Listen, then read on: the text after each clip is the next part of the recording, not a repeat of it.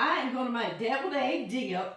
I've made this with y'all before, but it's been a long time back. And the first thing I want to do before I get to talking with y'all too much, I love to put on top of the dip as a decoration just one deviled egg, you know, or 1/2 of a deviled egg like that. So I'm going to cut that in half and save that out because I've got to put that on top. That way everybody knows what it is, right?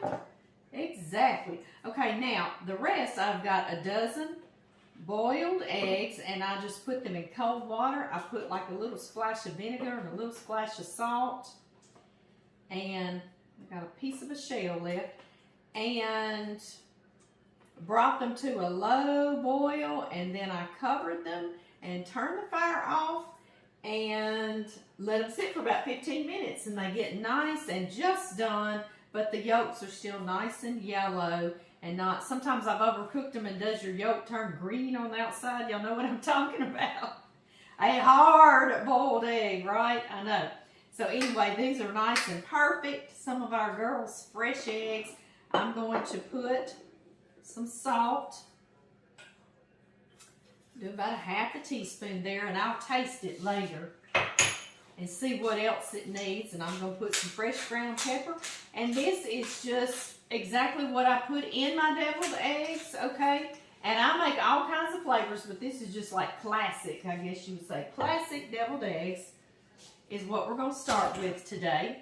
I'm going to put yellow mustard. I also make some Creole flavored, and you put Creole mustard. I put, sometimes I make Mexican flavored ones for my friend Brittany because she loves them.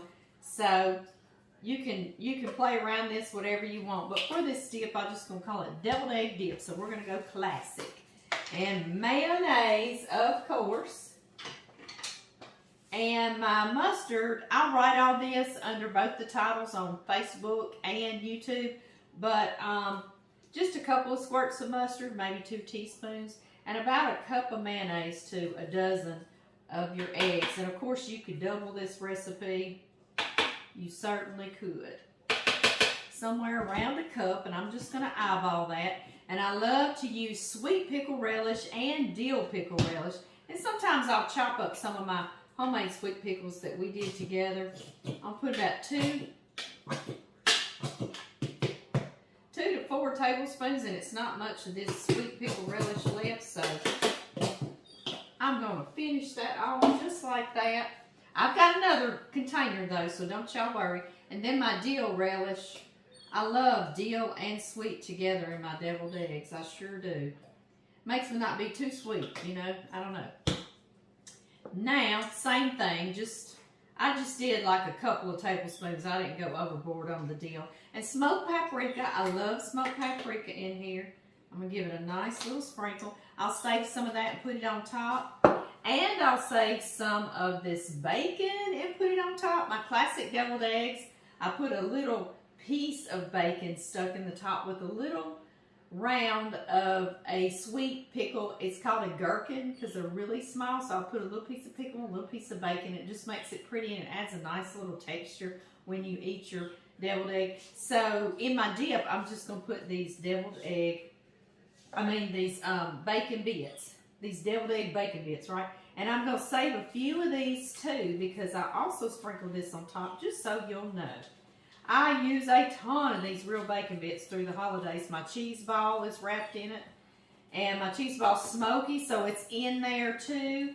And it's in this dip. It's in many of my dips. Yes, it is. And I've still got that little 1/2 egg, so that'll all go on top.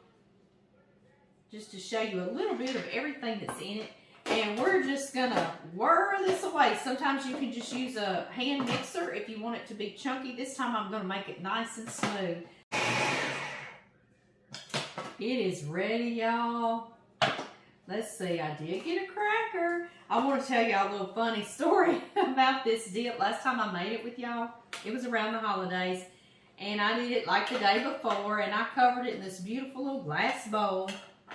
Well, the next day I was running around trying to grab everything out of the refrigerator, and I was outside in my carport refrigerator in the storage room, and I was getting out several things, and I got that glass bowl out, and it slipped right out of my hand and shattered deviled egg dip and glass all over storage room floor, concrete floor, so that's what happened to my last deviled egg dip. And of course my sister and them came over, they were excited about trying it, and it was gone. So anyway, I've got to be real careful with this, and I gotta find another bowl because that bowl's broken. So I'm gonna go to looking around, but let's taste it first.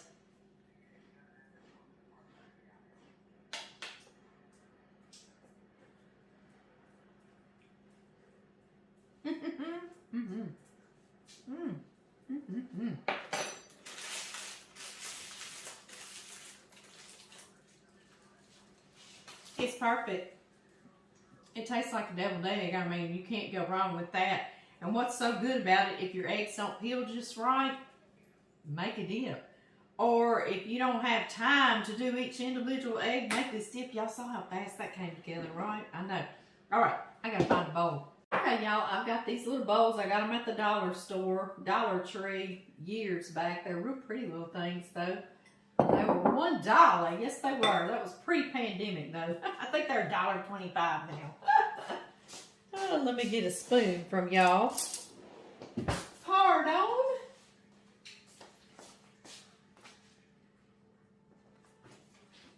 And I'm going to put this in there.